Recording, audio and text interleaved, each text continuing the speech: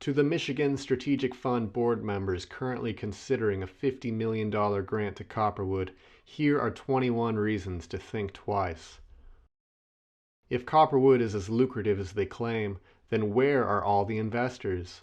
After more than a decade of scrambling, Highland Copper's market cap has stagnated, and they still have only 10% of the necessary capital to begin construction. Should Michigan be bailing out a failing foreign company? Just a few months ago, their CEO stepped down with no explanation. And he's not alone. If Copperwood is such a slam dunk, then why has Highland Copper had 4 CEOs in less than a decade? Copperwood would run for only 11 years. When it closes, workers will be left stranded, and many will leave the area, creating a void in the economy. This is the nature of a boom and bust industry. Why fund such a short-lived operation? Copperwood is unlikely to provide as many jobs as projected.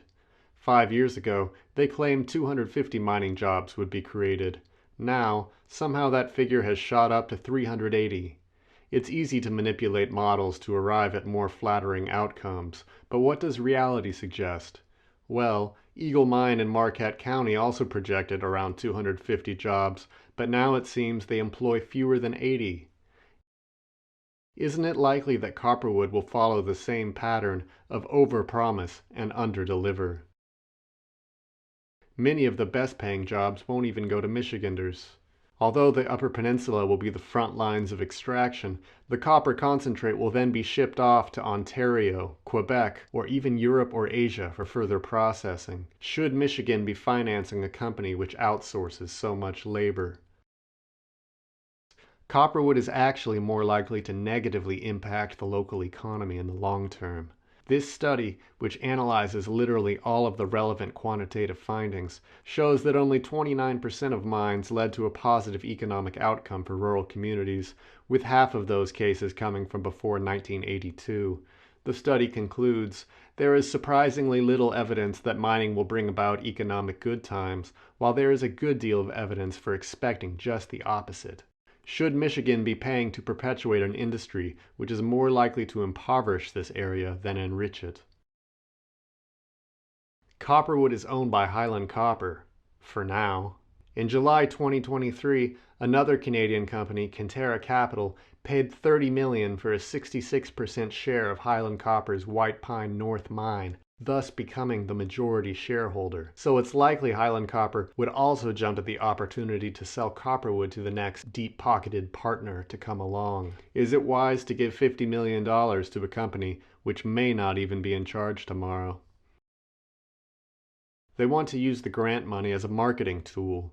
Highland Copper's interim CEO, Barry O'Shea, was their former chief financial officer, so he knows a thing or two about money. On the topic of the grant, he said, "I can tell you with certainty that an award of this nature will move the needle significantly in terms of how our debt providers and our equity investors look at our company.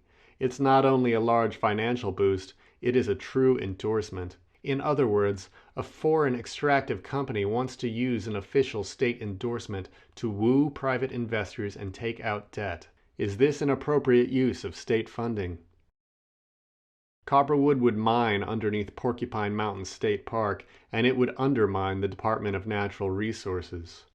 Because the state park doesn't own its mineral rights, Highland Copper plans to mine beneath Section 5 of park property. Meanwhile, these notes from a recent DNR meeting mention a program to secure mineral rights in as many places as possible across land administered by the DNR. Should the state of Michigan be funding an operation which clashes with the express wishes of its own Department of Natural Resources? Copperwood poses a threat to a unit of the National Park Service. Mining infrastructure, especially the 323-acre waste containment facility, would be directly adjacent to the North Country Trail and Ottawa National Forest. The North Country Trail was recently incorporated into the National Park Service. Meanwhile, a bill titled the Clean Energy Minerals Reform Act has been introduced into Congress, seeking to expand protections against mining near national parks. Quote, "National parks do not exist in isolation. What happens outside a park's borders can dramatically impact their air, water, and wildlife. The Clean Energy Minerals Reform Act brings our mining laws into the 21st century. So if the bill passes, an operation like Copperwood, a literal stone's throw from a unit of the National Park Service, may not even be considered legal. Since Copperwood's ore grade is only 1.5%, nearly 99% of what comes out of the ground will not be copper. Let's put that another way. For every ton of extracted material, only 30 pounds will be copper and 1,970 pounds will be waste. Applying the same ratio to the proposed grant, only $750,000 would fund copper, while more than $49 million would fund sulfide-bearing, heavy metal-laden waste, requiring on-site storage forever. Many of the substances present in mine tailings are on the World Health Organization's top 10 chemicals of public health concern list. When these chemicals escape into the environment, they bioaccumulate from one trophic level to the next, resulting in ever higher concentrations all the way up to the human at the dinner table. Michigan, why subsidize toxic waste? Copperwood poses a significant threat to Lake Superior, which represents 10% of the world's surface fresh water. This company map clearly shows that the best copper is closest to the lakeshore. For now, they plan to mine up to 100 feet from the coast, but if permits allow, the company likely will seek to mine beneath the lake itself. Whatever the case, this much is certain. Over 50 million tons of toxic waste would be stored in the closest sulfide tailings facility to Lake Superior in history.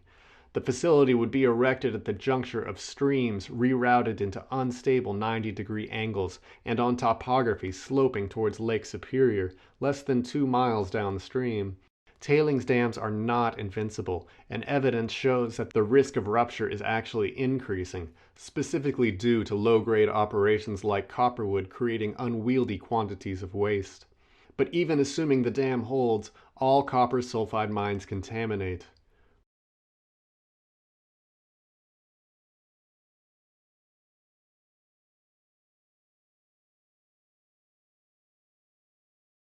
Without entering into a debate on whether Highland copper should have the right to endanger the largest, wildest, and cleanest of the Great Lakes, one might well ask, should Michigan be helping them?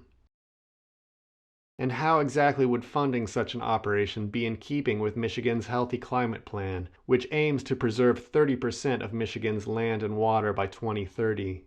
Not much more to say here. Highland Copper already has a negative environmental track record. In 2018, they were fined $25,000 for violating permits and degrading wetlands. Quote, the mining company's big mistake came when it continued to test drilling operations during spring snowmelt in and around wetlands without first obtaining the necessary wetlands or soil erosion and sediment control permits. So are they really the ones to be entrusted with such a delicate operation? Copperwood's designs may prove negligent to the point of catastrophe. Because the mine life is just 11 years, Copperwood's infrastructure has only been designed to anticipate a 1 in 100 year storm event, despite the fact that in just the last decade there have been 2 1 in 1,000 year storm events in the immediate area. When you combine this with this,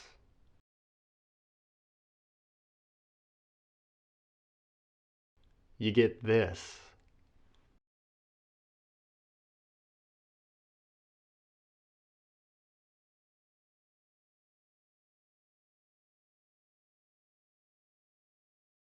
Michigan, do you want to be the one responsible if another massive storm strikes and Copperwood's infrastructure isn't prepared? Copperwood may threaten an endangered species protected under Michigan law. The mine would be permitted to dump up to 500,000 gallons of wastewater per day into Namabinog Creek, the dwelling place of the red-side dace, a Michigan endangered species.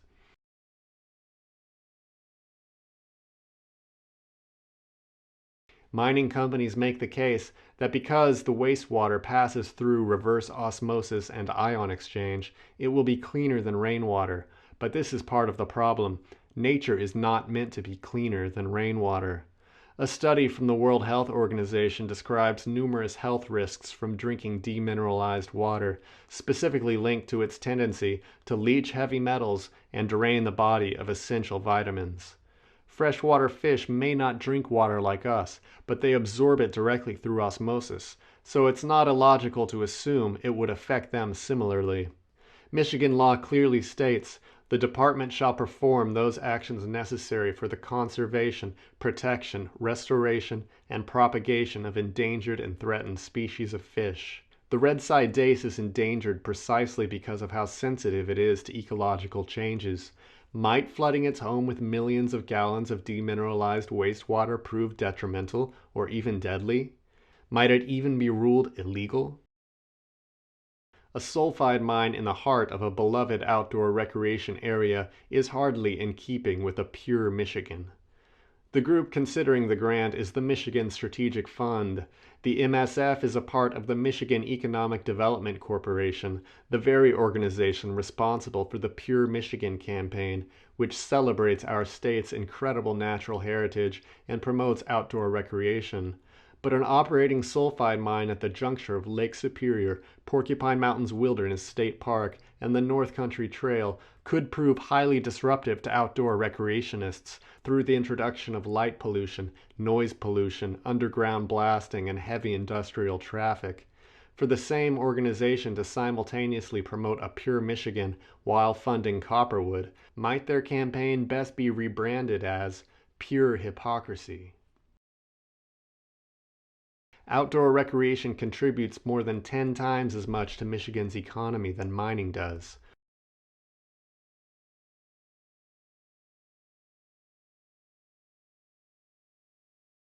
Why invest in a boom and bust operation which will jeopardize strong and sustained outdoor recreation by disrupting the experience of pristine nature at its foundation?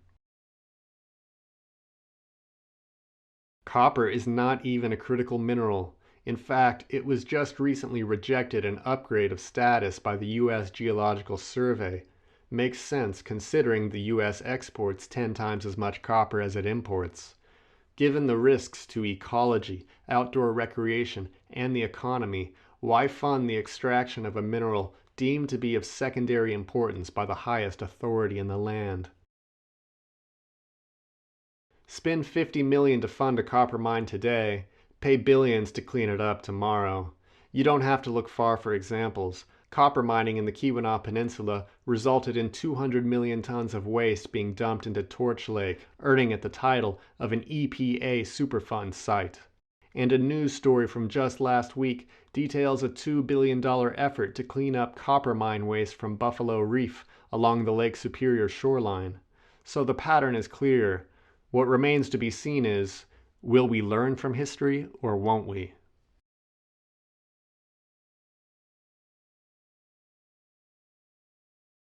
Despite its remote location, the project is opposed by many thousands of people. Highland Copper has been touting the social license of the Copperwood project, citing as proof their resolutions of support received from Bessemer City Council, Ironwood City Council, and others. But each of these councils consists of 5 or 6 individuals, so all of these resolutions of support represent no more than a few dozen votes. Meanwhile, the petition opposing Copperwood has nearly 12,000 signatures, which is more than the populations of Wakefield, Bessemer, and Ironwood combined.